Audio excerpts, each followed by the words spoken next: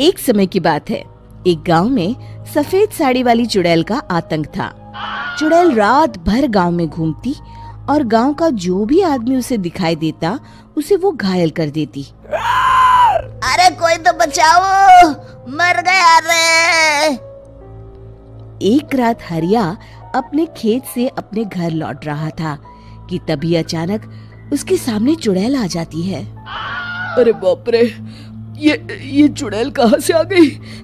आज तो मैं गया काम से।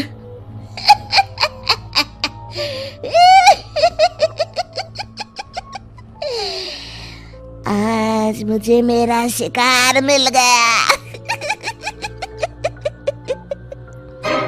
अरे चुड़ैल दीदी, मुझे छोड़ दो।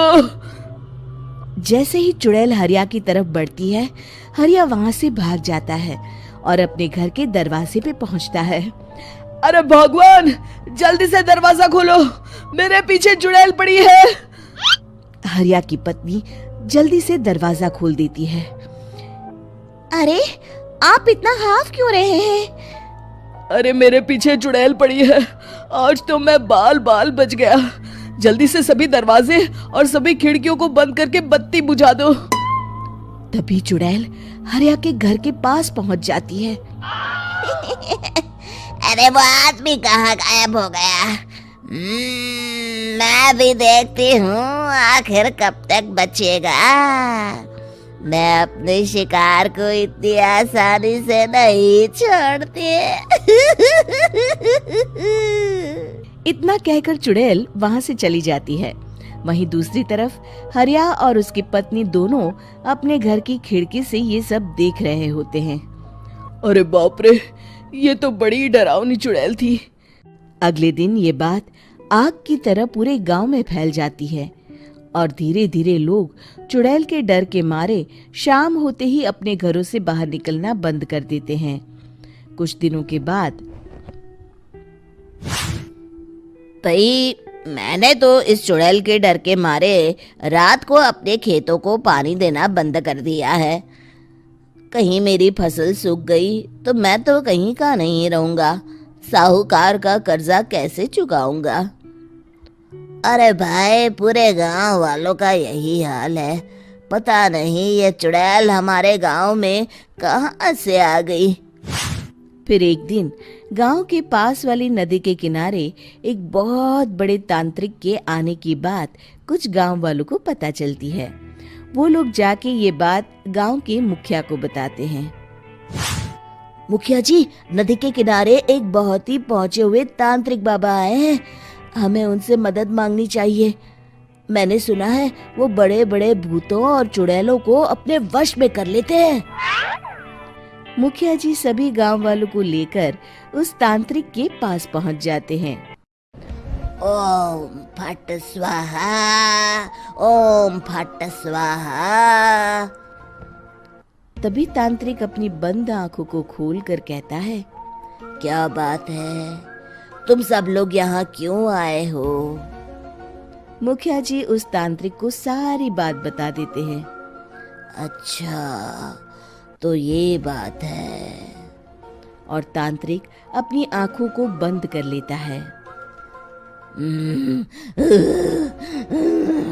मैं देख रहा हूँ तुम्हारे पूर्वजों ने बहुत पाप किए थे, जिससे ये गांव अब श्रापित हो चुका है। उसी के फल स्वरूप तुम्हारे गांव में चुड़ैल आई है। ये चुड़ैल बहुत खतरनाक है, ये किसी को नहीं छोड़ेगी। हे भगवान, मर गए रे, अब क्या होगा? तभी गांव के मुखिया जी कहते हैं, बाबा, इस चुड़ैल से हम सबको बचा लीजिए, कोई तो उपाय होगा। इसका सिर्फ एक ही उपाय है।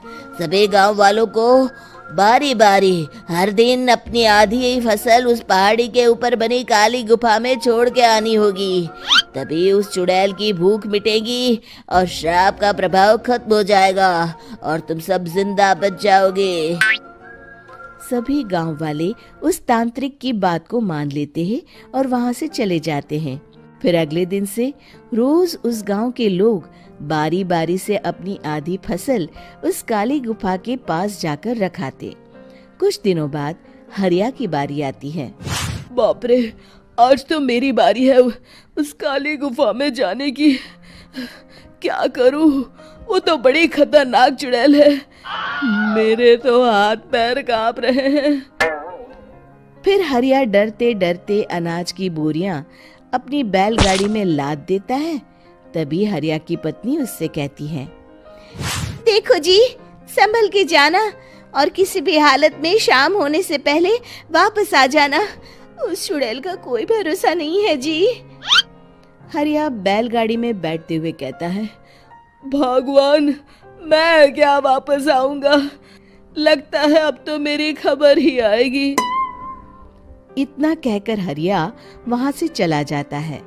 रास्ते में जंगल से गुजरते हुए हरिया की बैलगाड़ी का एक चक्का बड़े गड्ढे में फंस जाता है। हे भगवान, अब ये क्या मुसीबत है? हरिया नीचे उतर के पूरी ताकत से अपनी बैलगाड़ी को गड्ढे से निकालने की कोशिश करता है। बहुत देर मेहनत करने के बाद हरिया की बैलगाड़ी उस गड्ढे से बाहर निकल जाती है। हे भगवान, अब तो शाम होने वाली है। आज तो मैं गया काम से। जैसे तैसे हरिया काली गुफा में पहुंच जाता है। अरे मर गया रे, यहाँ तो चारों तरफ डरावना माहौल है। मैंने यहाँ आने में बहुत देर कर दी, कहीं चुड़ैल नाराज ना हो जाए। हरिया अनाज की बोरिया वहां रख के जैसे ही जाने लगता है, तभी उसे किसी के आने की आवाज सुनाई देती है। हरिया एक कोने में छुपकर अंदर देखने लगता है। चुड़ैल वहां आती है और फिर अपने चेहरे से नकली चुड़ैल का मुखौटा निकाल देती है। हरिया ये देख के हक्का बक्का रह जाता है। तभी चुड़ैल कहती है, भैया यहाँ आना। आज तो बहुत अनाज आया है, इसे मिलाकर अब हमारे पास ढेर सारा अनाज जमा हो गया है। कल ही हम इसे शहर में बेच आएंगे और माला माल हो जाएंगे। तभी अंदर से नदी के किनारे वाला तांत्रिक बाहर आता है। अरे, ये तो तांत्रिक बाबा है। हाँ, अब तो हम दोनों की जिंदगी मजे में कटेगी। गांव वालों को बेवकूफ बनाना इतना भी मुश्किल नहीं था। लोग तो तुम्हें सच में असली चुड़ैल समझते हैं। हाँ, तुमने सही कहा। अब ये गांव वाले चुड़ैल के डर से जिंदगी भर इस काली गुफा में अनाज पहुंचाते रहेंगे। अच्छा, तो ये बात है। ये दोनों पूरे गांव वालों को बेवकूफ बना रहे हैं। अभी जाकर सबको बताता हूँ। हरिया उन दोनों की पूरी बातें सुन लेता है और जल्दी से वापस गांव में आता है। गांव वालों को पूरी बात बता देता है। इससे पहले वो दोनों हमारा अनाज लेकर शहर जाए, हमें उन दोनों को पकड़ना होगा। उधर दूसरी तरफ नकली तांत्रिक और नकली चुड़ैल बनी औरत एक बड़ी गाड़ी में सारा अनाज लाद के वहां से निकलने की तैयारी कर रहे होते हैं। जल्दी करो, इससे पहले हमें कोई देख ले। हमें यहाँ से निकलना होगा। और तभी वो दोनों देखते हैं कि सामने से सभी गांव वाले अपने अपने हाथों में मशाल लेके आ रहे हैं। दोनों बुरी तरह डर जाते हैं। रुक जाओ, तुम दोनों का भांडा फूट चुका है। अरे मर गए रे, ये गांव वाले कहाँ से आ गए?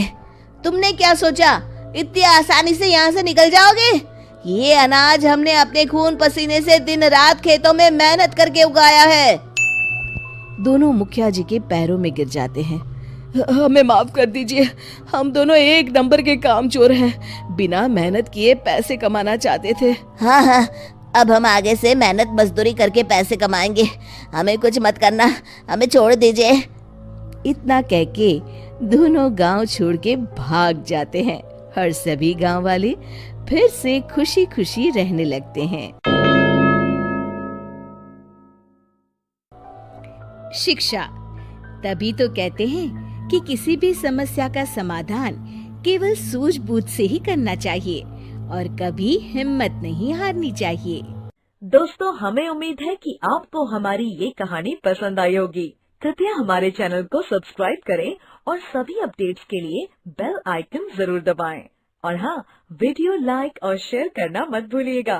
Bye bye.